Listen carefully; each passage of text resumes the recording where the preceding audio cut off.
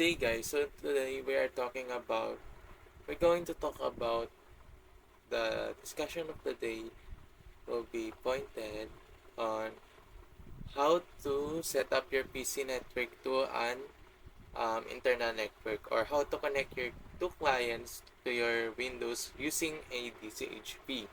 So, paano nga ba ito nagagamit? So, sabi dito, establishing a structured virtual environment with careful consideration of network configuration and user access is essential for several reasons. First is network segregation. By assigning IP address from different classes to Windows XP and Windows 7 clients, you enforce network segregation based on specific criteria.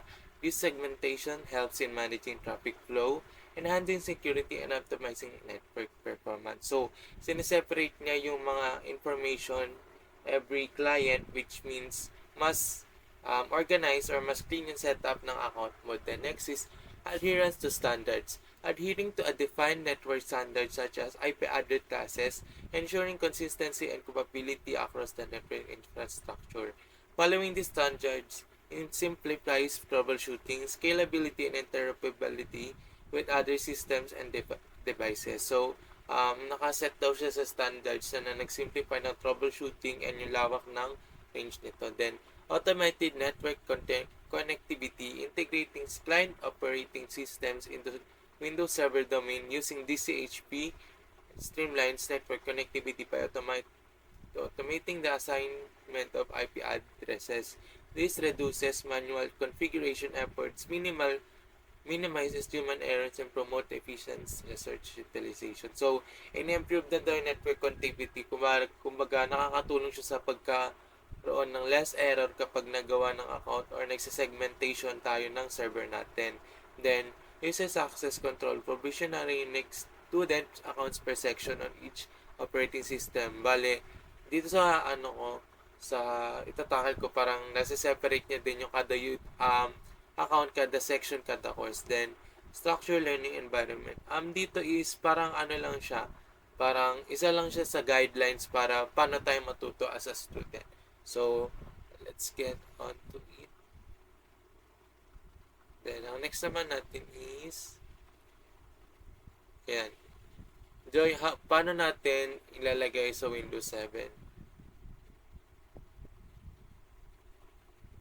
Yan. So, dito sa article na to, which is nakanote sa Windows 7 lang. Then, una, you will have first to configure the network settings so that your machine would be able to communicate properly. So, alamin nyo muna yung environment ng system nyo. Bali dito, ang nilagay niya is yung sa Windows 7. Ito. Yan. Click Start, then right-click on a computer and click on Properties. So, yan. Dito. Tapos nakalagay, the basic system information page will open. Under computer name, domain and work group settings, click on Change on Settings. Yan. Change Settings. Bali dyan, on the System Properties page, click on Change. Under member of, select the radio button beside domain. Type the name of the domain you want to use on your Windows 7, then click. So, dito yung domain na ilalagay mo kung anong pangalan na gusto mo. Then, next naman, a pop-up box requesting to enter credential of an account with rights to join the domain with rights to create a computing action. Yan. Ilalagay mo yung personal information mo para ma-verify yung account mo. Then after nyan, a confirmation pop-up box will welcome to your domain. Clicking OK will result in having another message informing that a reboot for the machine is required to apply the changes.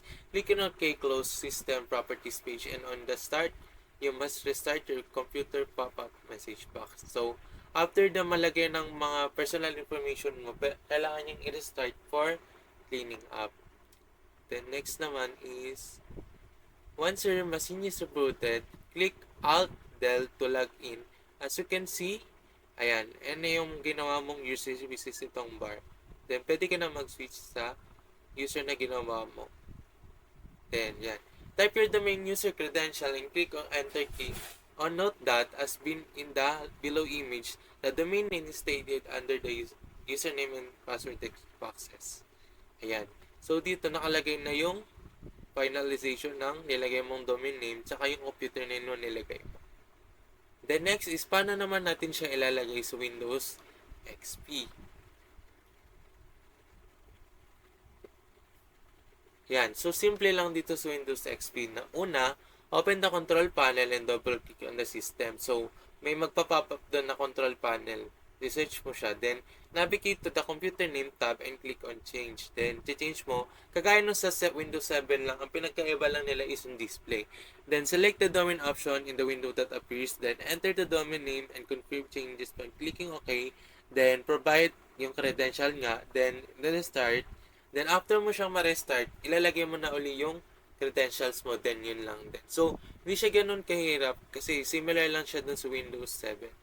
Then, ang last natin is logging user from the domain through the PCs. Yan. Ang sabi dito is parang ano lang siya, guidelines lang siya. At the Windows login screen, choose the option to log into the main from the drop-down menu. Ito. Kasi nga, gagawa tayo ng domain, gumawa tayo ng domain na nakaseparate dun sa personal information natin. Bali parang hindi ka makakapag-sign in dun sa domain unless may ginawa ka dong account sa domain. Then enter the username and password provided by the domain administrator. Upon successful authentication, the user gains access to the workstation with domain privileges. This includes access to domain resources, shared files, and adherence to domain-specific policies. This process ensures a secure and efficient login experience for users connecting to a domain on a Windows system. So that's at the end of our discussion. Hope you learned something today.